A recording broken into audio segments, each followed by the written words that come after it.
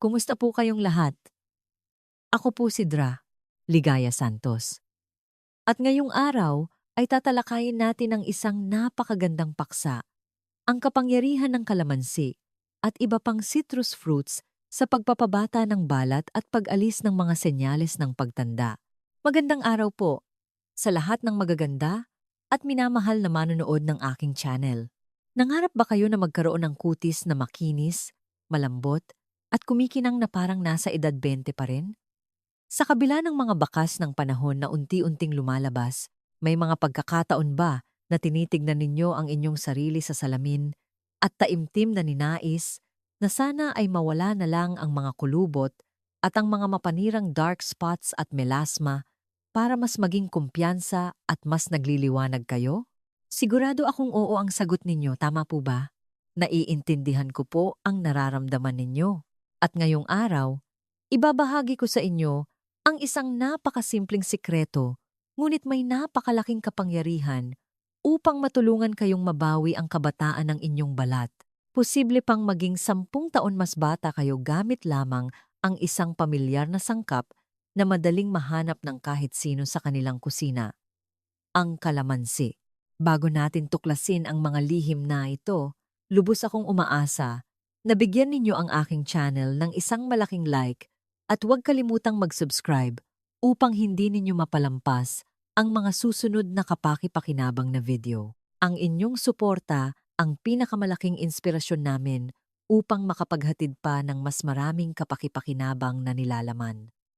Maraming salamat po sa inyo.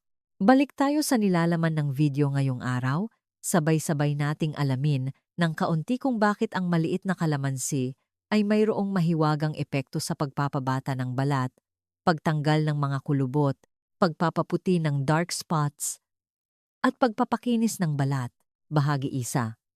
Bakit ang kalamansi ay isang mahiwagang lunas para sa nagkakaedad na balat?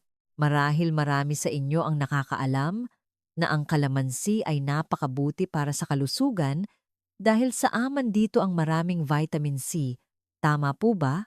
Ngunit alam ba ninyo na ang mismong vitamin C na ito ay isang napakalakas na sandata sa labanan kontra sa pagtanda ng balat?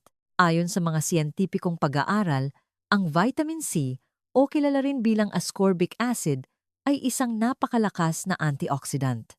Isipin ninyo na lang po ganito, ang ating balat ay araw-araw na humaharap sa iba't ibang uri ng kaaway mula sa kapaligiran, tulad ng polusyon, UV rays mula sa sikat ng araw, at usok at alikabok. Ang mga elementong ito ay lumilikha ng free radicals na siyang tahimik na maninira, sumisira sa malusog na cells ng balat, nagpapabilis ng pagtanda ng balat, naglalabas ng mga kulubot, melasma, dark spots, at freckles. Dito, ang vitamin C sa kalamansi ang siyang bayani na tumutulong na i-neutralize ang mga free radicals na ito. Pinoprotektahan ang balat mula sa pagkasira. Hindi lang iyan, ang vitamin C ay may napakahalagang papel sa synthesis ng collagen. Ano ang collagen? Ito ay parang mga elastic threads na sumusuporta sa istruktura ng balat, nagpapalakas, nagpapabanat, at nagpapakinis ng balat. Kapag tayo ay tumatanda, ang natural na dami ng collagen sa katawan ay unti-unting nababawasan. Ito ang dahilan kung bakit nagiging malata ang ating balat at lumalabas ang mga kulubot.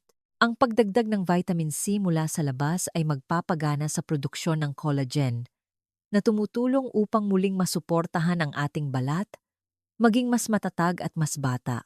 Bukod pa rito, ang kalamansi ay naglalaman din ng iba pang malalakas na antioxidants tulad ng flavonoids, beta-carotene, at iba't ibang uri ng vitamin B, E, kasama ang mga mineral tulad ng potassium at calcium. Ang lahat ng nutrients na ito, kapag pinagsama-sama, ay hindi lamang nakakatulong sa pagpapatingkad ng balat, pagpapaputi ng dark spots at melasma, kundi nagpapabuti rin ng elasticity, nagmo-moisturize, at nagpapabagal sa proseso ng pagtanda ng balat ng epektibo. Ngayon ay naiintindihan ninyo na kung bakit napakalakas ng kalamansi, tama po ba? Kaya naman, Hindi ko na kayo patatagalin pa. Pumunta na tayo sa pinakamahalagang bahagi. Ang mga beauty recipes mula sa kalamansi na madali ninyong magagawa sa bahay. Hahatiin ko ito sa bawat recipe. Ang bawat recipe ay may detalyadong tagubilin, tiyak na benepisyo, at ilang maliit na payo. Bahagi 2. Ang mga ginintuang recipe mula sa kalamansi para sa batang balat anuman. Ang edad. Recipe 1. Fresh kalamansi at honey mask. Ang sikreto para sa maliwanag pantay na tonong balat. Ito ay isang pangunahin at napakadaling gawin na resipe na sa tingin ko ay dapat subukan ng bawat isa sa inyo. Ang resipeng ito ay isang perpektong kombinasyon ng vitamin C sa kalamansi at ang antibacterial moisturizing na nutrients ng honey. Ang vitamin C ay nagpapagana sa produksyon ng collagen, nagpapaputi ng mga kulubot. Ang honey ay nagbibigay ng malalim na moisture, nagpapalambot ng balat, at may kakayahang lumaban sa oxidation, nagpapabagal sa proseso ng pagtanda. Mga sangkap, 1,002 fresh kalamansi. Pumili ng makatas, kaunting buto, isang kutsarita ng purong honey. Paano gawin? Pisilin ang katas mula sa 1,002 kalamansi sa isang malinis na mangkok. Idagdag ang isang kutsarita ng purong honey sa katas ng kalamansi. Pagkatapos, gumamit ng kutsara upang haluin ng mabuti hanggang sa maghalo ang lahat ng sangkap. Bago ilagay ang mask, tandaan na hugasan ng mabuti ang inyong mukha gamit ang mild facial cleanser at maligamgam na tubig upang mabuksan ang mga pores. Pagkatapos, gumamit ng cotton pad o malinis na brush upang pantay na ipahid ang pinaghalong ito sa buong mukha at leeg, iwasan ang bahagi ng mata at labi. Magpahinga ng humigit kumulang 15 hanggang 18 minuto. Ito ang oras para sa ating balat na sumipsip ng nutrients. Matapos ang sapat na oras, hugasan ng mabuti ang mukha gamit ang malamig na tubig. Maaari ninyong dahan-dahang tapikin ang malamig na tubig sa balat upang mag-tighten ang mga pores. Payo. Dapat ninyong gamitin ang mask na ito 2 hanggang 3 beses sa isang linggo para sa pinakamahusay na resulta. Ngayon, lumipat tayo sa isa pang resipe. Gumagamit din ito ng kalamansi ngunit pinagsama sa isa pang pamilyar na sangkap upang mapahusay ang kakayahan nitong magpaliwanag ng balat at magpaputi ng dark spots. Resipe 2. Kalamansi, yogurt, at egg mask, ang iyong lihim na armas para sa makinis na balat at nabawasan na kulubot. Kung kayo ay nag-aalala tungkol sa mga pinong linya o ang inyong balat ay nagsisimulang magpakita ng mga senyales ng pagkalata, ang resipeng ito ang siyang dapat ninyong subukan. Ang kombinasyon ng kalamansi, yogurt, at itlog ay makakatulong sa inyong balat na makakuha ng malalim na moisture, mapahusay ang elasticity, at mabawasan ang mga kulubot ng epektibo. Mga sangkap, 1,002 fresh kalamansi katas, isang kutsarita ng unsweetened yogurt, 1,002 puti ng itlog o buong itlog. Kung masyadong tuyo ang balat, paano gawin? Pisilin ang katas mula sa 1,002 kalamansi. Susunod, paghiwalayin ang 1,002 puti ng itlog o buong itlog depende sa uri ng balat at ilagay sa isang mangkok. Idagdag ang isang kutsarita ng unsweetened yogurt sa mangkok na may katas ng kalamansi at itlog. Haluin ng mabuti ang lahat ng sangkap hanggang sa maging isang makinis na pinaghalo. Katulad ng nakaraang resipe, hugasan ng mabuti ang mukha pagkatapos ay pantay na ipahid ang pinaghalo sa mukha at leeg. Hayaan ang mask sa balat ng humigit kumulang 15 hanggang 20 minuto. Matapos ang sapat na oras, hugasan ng mabuti gamit ang maligamgam na tubig pagkatapos ay banlawan ulit gamit ang malamig na tubig. Mga benepisyong resipe. Nabawasan ang kulubot at pinahusay ang elasticity, ang protina sa itlog at lactic acid sa yogurt, kasama ang vitamin C ng kalamansi, ay tumutulong sa pagpapalakas ng balat, pagpapabuti ng elasticity, at pagpapaputi ng mga pinong linya. Malalim na moisture. Ang yogurt at yolk ng itlog, kung ginamit, ay nagbibigay ng sagana na moisture na nagpapalambot at nagpapakinis ng balat, pinahinang pores. Ang puti ng itlog ay may kakayahang pansamantalang paliitin ang mga pores na nagpapaganda ng balat. Mayroon akong kaibigan na nagngangalang Aling Nena. Lampas singtanga siya ngayon, ngunit ang kanyang balat ay sariwa pa rin at may kaunting kulubot. Sinabi niya sa akin na ang kanyang sikreto ay ang masipag niyang paggamit ng kalamansi, yogurt at egg mask 2 beses sa isang linggo. Sabi ni Aling Nena, pagkatapos ng ilang panahon ng pagpapatuloy, nakita niya na mas bumabanat ang kanyang balat. Ang ilang pinong linya sa sulok ng kanyang mata ay kapansin-pansing nabawasan. Mukha siyang ilang taon na mas bata. Talagang hinangaan ko rin si Aling Nena. Payo. Dapat ninyong gamitin ang resipeng ito 1 hanggang 2 beses sa isang linggo upang mapanatili ang epekto. Resipe 3, calamansi peel powder, oatmeal, at olive oil mask. Isang malambot na exfoliant at moisturizing mask. Mga kaibigan, upang mapanatili ang balat na laging bata, napakahalaga ng regular na pag-exfoliate. Gayunpaman, para sa nagkakaedad na balat, kailangan natin ng isang napakalambot na exfoliation method upang hindi masira ang balat. At narito ang recipe na may calamansi peel powder, oatmeal, at olive oil ang siyang perpektong solusyon. Mga sangkap.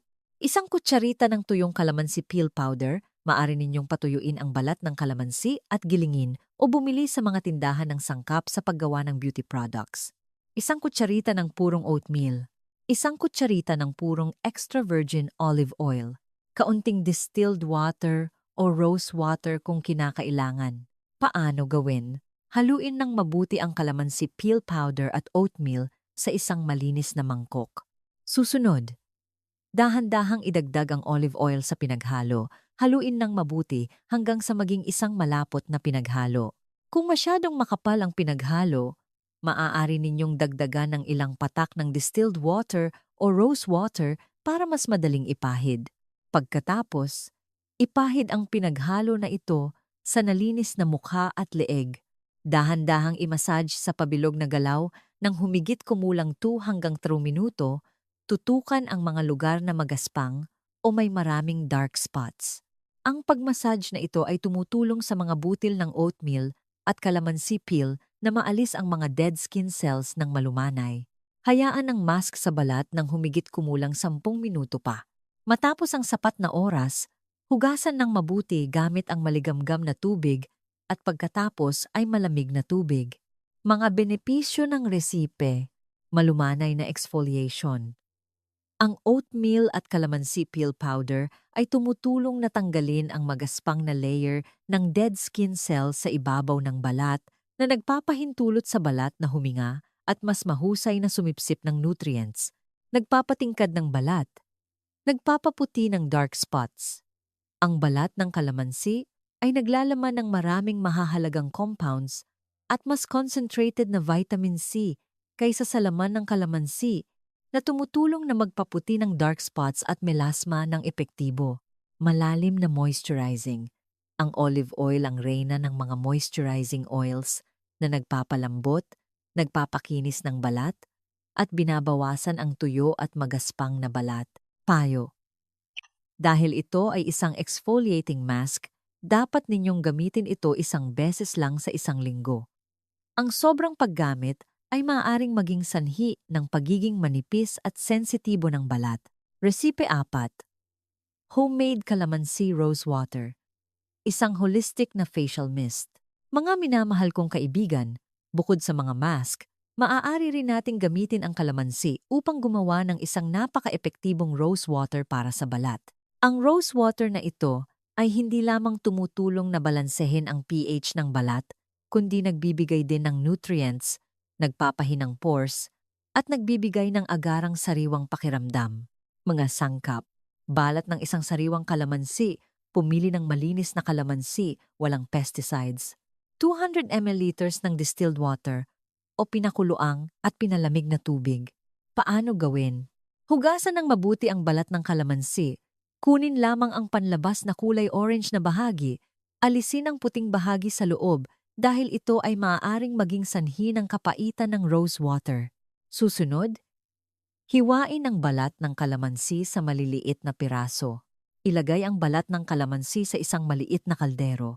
Ibuhos ang 200 ml ng distilled water o pinakuluang at pinalamig na tubig. Pakuluan ang pinaghalo sa mahinang apoy.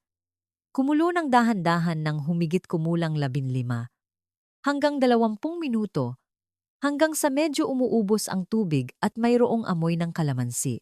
Pagkatapos, patayin ang apoy at hayaang lumamig ng tuluyan. Salain ang mga balat ng kalamansi. Kunin lamang ang likido. Ibuhos ang kalamansi rose water sa isang malinis na spray bottle at iimbak sa ref para sa paggamit sa hinaharap. Mga benepisyo ng resipe. Ibinabalik ang balat sa balanse. Ang mga extracts mula sa balat ng kalamansi ay tumutulong na paliitin ang mga pores na nagpapaganda ng balat, nagbibigay ng vitamins at minerals, nagbibigay ng karagdagang nutrients sa balat, na nagpapaganda at nagpapatingkad ng balat. Lalo na sa maiinit na araw, ang kaunting kalamansi facial mist ay magbibigay ng agarang ginhawa sa inyong balat. Payo. Maaari ninyong gamitin ang kalamansi rose water na ito 2 beses sa isang araw pagkatapos maghugas ng mukha o anumang oras na pakiramdam ninyo ay tuyo ang balat at nangangailangan ng moisture. Iimbak sa ref upang mapahaba ang shelf life, humigit kumulang 1 linggo. Bahagi 3.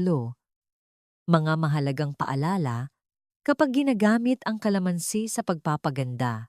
Mga kaibigan, kahit na ang kalamansi ay isang napakagandang at banayad na sangkap sa pagpapaganda, upang matiyak ang kaligtasan at makamit ang pinakamataas na epekto, kailangan ninyong tandaan ang ilang mahalagang bagay.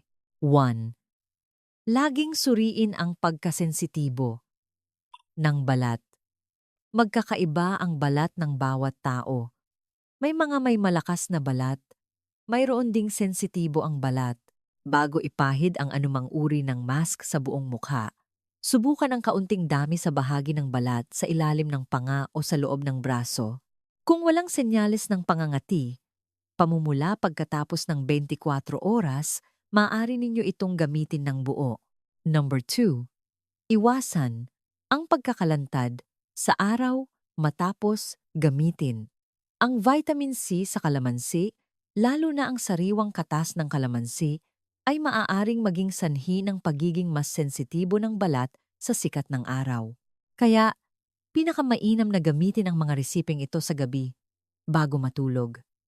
Kung gagamitin sa araw, siguraduhin na maglagay ng sunscreen ng mabuti at takpan ng maayos bago lumabas. Ito ay napakahalaga upang protektahan ang balat mula sa dark spots at reverse aging. 3. Gumamit ng organic o malinis na kalamansi. Upang matiyak na walang pesticides o kemikal sa balat ng kalamansi, dapat kayong pumili ng organic na kalamansi o kalamansi na may malinaw na pinanggalingan at hugasan ng mabuti bago gamitin, lalo na kapag ginagamit ang balat ng kalamansi. 1. Wag mag-abuso. Gaano man kabuti ang isang bagay, hindi tayo dapat mag-abuso. Ang bawat resipe na iminungkahi ko ay may angkop na dalas ng paggamit. Ang sobrang paglalagay ng mask ay maaaring maging sanhi ng labis na nutrients sa balat o maging sanhi ng iritasyon.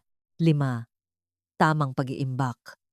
Ang mga homemade mask mula sa kalamansi ay karaniwang walang preservatives. Kaya, dapat ninyo itong gamitin agad pagkatapos gawin o iimbak sa ref ng maximum na 1 hanggang 2 araw. Ang kalamansi rose water ay dapat ding iimbak sa ref at gamitin sa loob ng 1 linggo. 6. Ipares sa balanseng dieta at healthy lifestyle. Ang pagpapaganda mula sa labas ay bahagi lamang. Upang magkaroon ng tunay na malusog na balat mula sa loob, tandaan na uminom ng sapat na tubig, kumain ng maraming gulay, prutas, sapat na tulog, regular na mag-ehersisyo, at laging panatilihin ang isang masaya at positibong saloobin.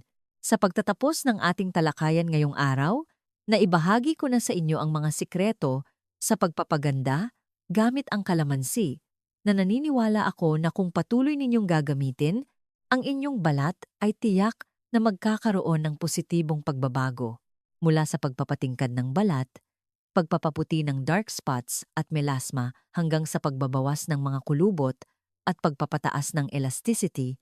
Ang kalamansi ay tunay na isang kahanga-hangang kaibigan sa ating paglalakbay upang mapanatili ang kabataan.